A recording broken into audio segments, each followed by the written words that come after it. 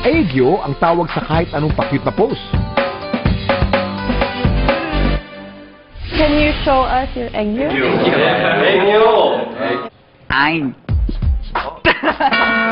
I love you.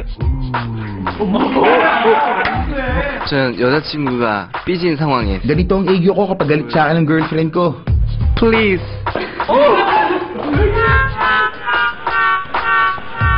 I love you. I love you too. I'll think about it. Ano naman ang Aegyo ng cute na kambal na ito? 저는 Ipapakita ko sa inyo, tinatago kong egyo. Huwag kayo masyado umasa.